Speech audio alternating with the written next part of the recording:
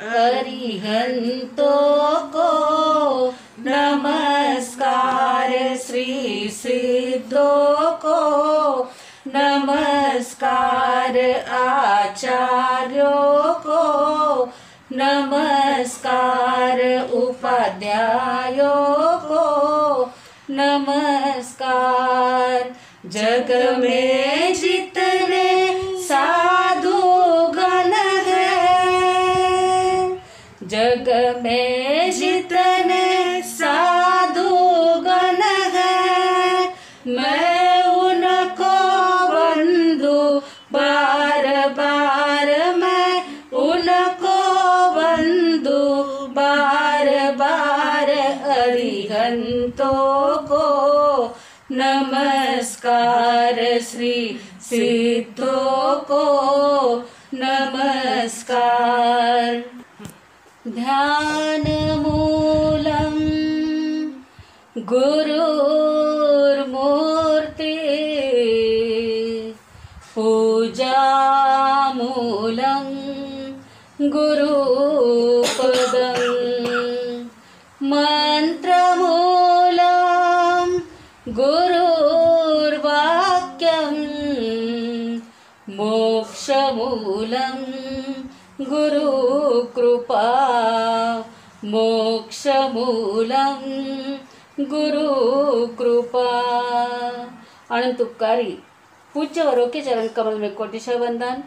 अनंत उपकारी जन जन के आस्था केंद्र आचार्य सम्राट गुरुदेव पूज्य श्री आनंद ऋषि जी महाराज साहब के पावन स्मृति में शतशः अभिवादन।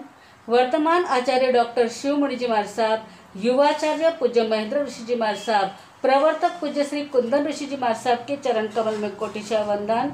तपस्वी रत्न पूज्य किशन मुनि जी महाराज साहब, श्रुत स्थविरा प्रखर व्याख्याता गुरुनी मैया डॉक्टर पूज्य धर्मशिला जी महासती जी के पावन स्मृति में शतशः अभिवादन। उपस्थित धर्म प्रेमी भाइयों, करुणामूर्ति माताओं तथा बहनों, हम बड़ी साधु वंदना के ऊपर विचार कर रहे हैं। उसमें श्रेणिक महाराज श्रवण भगवान महावीर स्वामी के दर्शन के लिए जब जाते हैं तो समूह शरण में जो विद्युन्माली देव आया है, इसके विषय में श्रेणिक महाराज प्रश्न पूछते हैं कि उसने इतनी कांति कैसे पाई। तब उस विद्युन्माली देव का पूर्व भव भगवान फरमा रहे हैं, भवदत्त और भवदेव दोनों ही भाई जब भवदत्त अणगार स्वर्गवास हो गया, उनका काल धर्म को प्राप्त हो गए, तो भवदेव मुनि जिन्होंने मात्र अपने भाई की अवहेलना न हो इसके लिए उसने दीक्षा ली थी, बाकी उसकी तुरंत ही शादी हुई थी और वह अपनी पत्नी नागिला के प्रति अत्यंत आसक्त थे।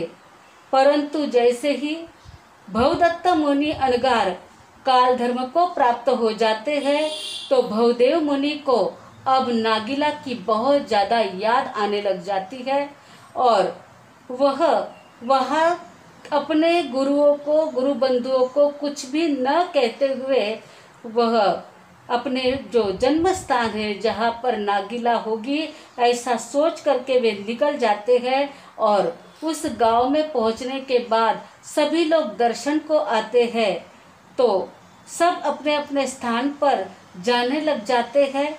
एक महिला को भवदेव मुनि पूछते हैं कि आप नागिला को जानते हो क्या? नागिला कैसी है? मेरे दीक्षा लेने के बाद उसकी क्या हालत हुई है, उसके विषय में वे बोल रहे थे, यहाँ तक हमने देखा था। अब वे पूछ रहे हैं कि नागिला की हालत कैसी है, क्या उसका रूप सौंदर्य वैसा ही है क्या, या वह फीकी पड़ गई है। इस प्रकार से एक जो संभ्रांत महिला थी उसको बार बार पूछ रहे हैं। वह महिला कहती है कि हाँ, उससे जैसे आप सोच रहे हो नागिला वैसी वह नहीं है, लेकिन आप जो कह रहे हैं कि वो आपके जैसे ही दिखती थी तो वैसी ही है, वह अंतर कुछ भी नहीं है। परंतु आप तो श्रमणाचार का पालन कर रहे हैं, अब आपको उससे क्या लेना देना है। पूर्व पुण्य से आपने जो संयम प्राप्त कर लिया है, तो ये संयम में संसार में भटकाने वाली विष वेली की ओर बढ़ने की अपेक्षा जो सुख देने वाला, शाश्वत सुख देने वाला संयम आपको प्राप्त हुआ है, तो उस नागिला को आप क्यों याद करते हैं? तब वे बहुदेव मुनि कहते हैं कि जब से भाई मुनिराज का स्वर्गवास हो गया, मुझे नागिला की बहुत याद आती है। तो उसको भी तो मेरी याद आती होगी, वह भी क्या सोचती होगी। इसलिए उसके लिए मैं वहाँ से यानी संयम मार्ग को छोड़कर यहाँ तक आया हूँ और मैं उसको बहुत चाहता हूँ। इस प्रकार से भवदेव अणगार कहते हैं। तब वह श्राविका कहती है कि उसने तो यावत जीवन ऐम्बिल तप की आराधना शुरू कर दी है और आप जिस अभिलाषा से आए हैं, उस अभिलाषा से उसे कोई प्रयोजन नहीं है। आप जरा संयम में स्थिर बन जाइए और लज्जा, थोड़ी तो लज्जा को स्वीकार कीजिए। धर्म को इतना तो आप छोड़ मत दीजिए। आज दिन तक आपने भाई की मर्यादा के लिए संयम का पालन किया था, लेकिन आप अंतर मन से आप संयम का पालन करो, अन्यथा आपको भव भ्रमण में भटकता रहना पड़ेगा। यदि आप संयम का पालन करोगे तो इस भव भ्रमण से बच जाओगे और शाश्वत सुख को प्राप्त करोगे। सोचो, जरा मन में विचार करो। अखंड ब्रह्मचर्य का पालन करने वाला व्यक्ति कितने सुख को और शाश्वत समाधि को प्राप्त करता है। वह नागिला, उसने तो अखंड ब्रह्मचर्य के पचकान ले लिए हैं, यावत जीवन अयम्बिल व्रत ले लिया है और वह दूसरी कोई ही नहीं, मैं ही नागिला हूँ। उसको आप जिसकी राह देख रहे हो वह दूसरी कोई नहीं, मैं ही नागिला हूँ। इस प्रकार से कहते हैं। वह रूपवती जो नागिला थी, हाड़ और मांस को उसने सुखा डाला है। अरे वह मल मूत्र से भरी हुई नागिला के विषय में आप क्या चिंतन कर रहे हो? नागिला अब मन में से निकाल दो और संयम में स्थिर बन जाओ। तब मुनिराज कहते हैं, अरे रे, आपकी ये हालत हो गई। मेरा मन तो तुम्हारे बिना बिल्कुल भी संयम में लग ही नहीं रहा था, लेकिन आज आपको मैंने देख लिया है, तो अब यह शरीर की हालत को सुधार दो और जीवन का आनंद मानने के लिए फिर से संसार बसा लो। इस प्रकार से जब नागिला सुनती है तो नागिला कहती है कि आप जो अभिलाषा लेकर के आए हो, आपने जो चिंतन किया है, आप जो संसार सुख भोगने का मन से मान रहे हो, आपका चिंतन बहुत बुरा है, आपके विचार बहुत बुरे हैं। आप इन विचारों को छोड़ दो। वमन किया हुआ भोजन कौन खाता है? सिर्फ कुत्ता ही उसे ग्रहण करता है, मनुष्य कभी उसे ग्रहण नहीं करता है। प्रवज्जा त्याग करने का आपने विचार किया, आपको शर्म नहीं आती है? आपको जरा भी लज्जा नहीं होती है? थोड़ी तो शर्म धरो और आज दिन तक जो दिखावे के लिए संयम का पालन किया था, आज से अंतर्मन से संयम का पालन करो। जाओ अपने गुरु सुस्थित आचार्य के पास में जाओ और प्रायश्चित्त लेकर के आत्मा की शुद्धि करो। कड़वे परंतु हितप्रद बोध नागिला के सुन करके भवदेव का आत्मा भी द्रवित हो जाता है।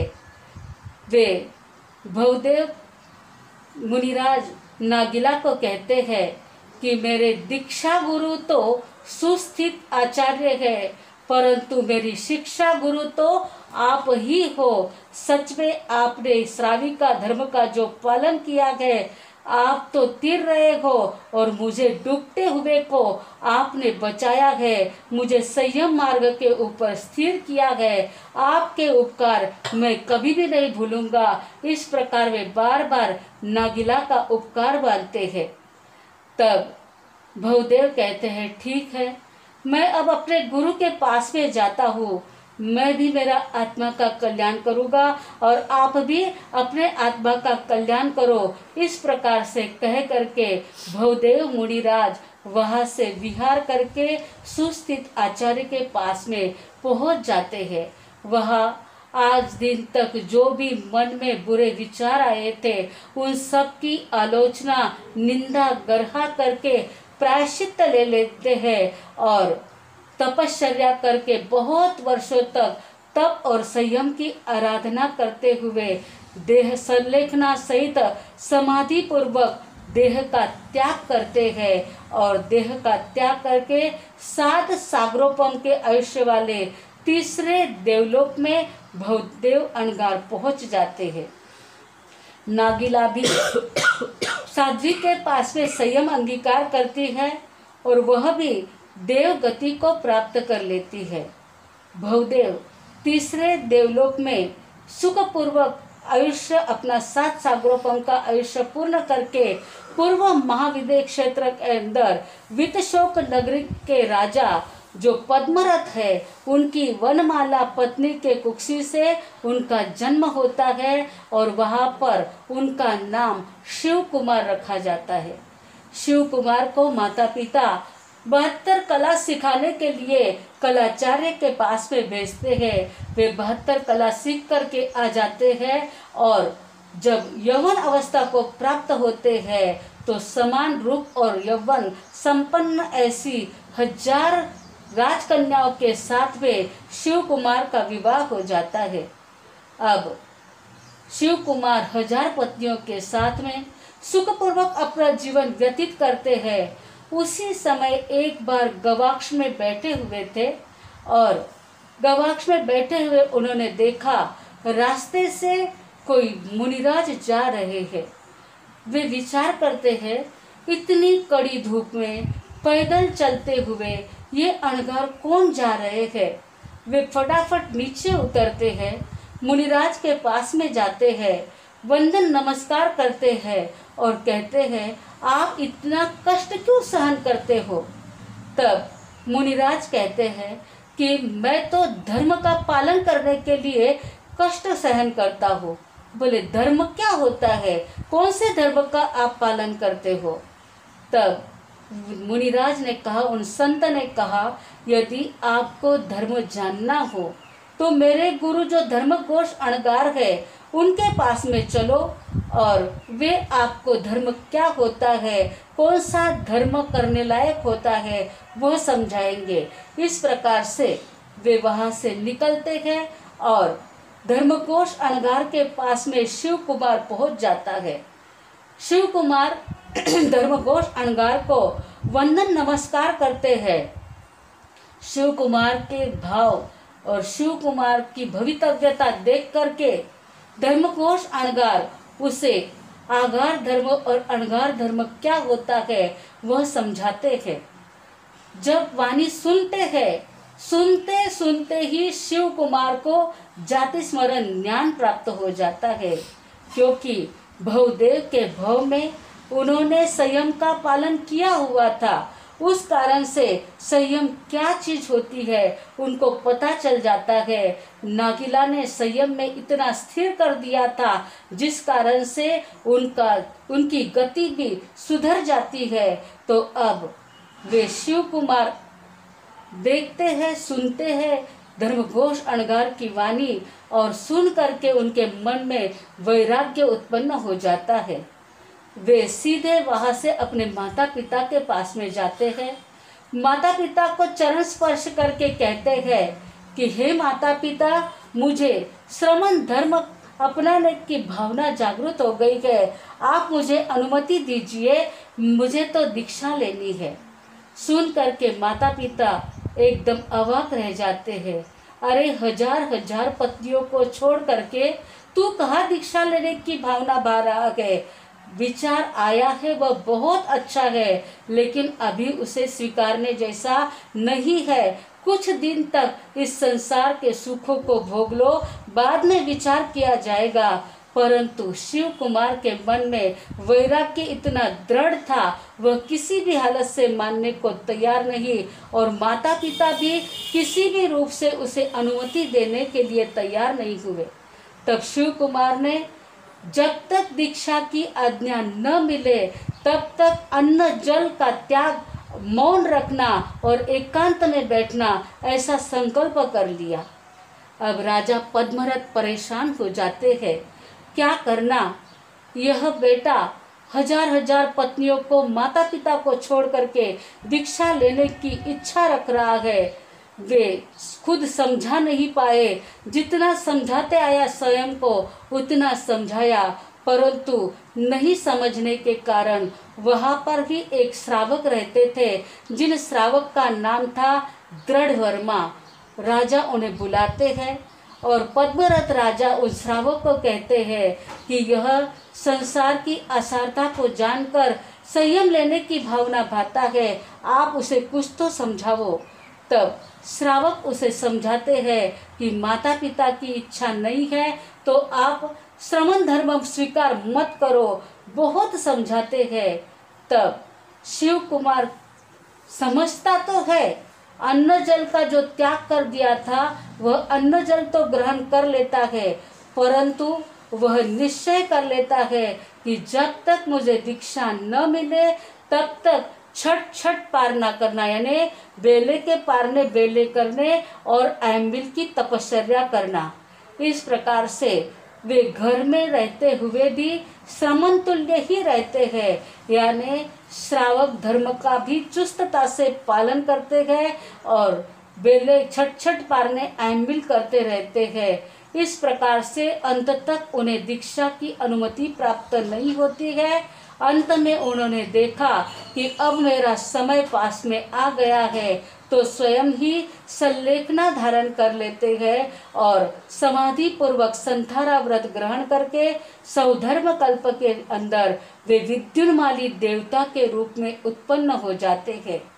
कहने का मतलब, जब श्रीनिक महाराज ने पूछा था कि विद्युन्माली देवता की कांति इतनी तेजस्वी उनमें कैसे आई, तो उन्होंने पहले भवदेव के भव में भी संयम को प्राप्त किया था। वहाँ से तीसरे देवलोक में गए, वहाँ तीसरे देवलोक का आयुष्य पूर्ण करके महाविदेह क्षेत्र के अंदर भी उनका जन्म हुआ। वहाँ संयम नहीं ले सके, परंतु संयम की तरह ही रहे, यानी श्रावक धर्म में रहते हुए भी संयम की तरह उन्होंने आचारों का पालन किया। इसलिए उनके जीवन के अंदर उनके आत्मा की इतनी तेजस्विता थी, संपूर्ण अनगार धर्म का पालन न करने के कारण वे पुनः देवलोक में जाते हैं और विद्युन्माली देवता बन जाते हैं। इस प्रकार उनका जीवन देवलोक के स्वर्ग के सुखों को भोगता था। उनकी तेजस्विता, उनकी दिव्यता, यह सब देख करके श्रेणिक महाराज भी खुश हो जाते हैं। हम बड़ी साधु वंदना के अंदर जो देख रहे हैं कि सुधर्मा स्वामीना शिष्य धन धन जम्बू स्वाम, तो ये जम्बू स्वामी कैसे बनेंगे, क्या बनेंगे, वो आगे बताया जाएगा। लेकिन ये विद्युन्माली देव आगे जाकर के क्या बनता है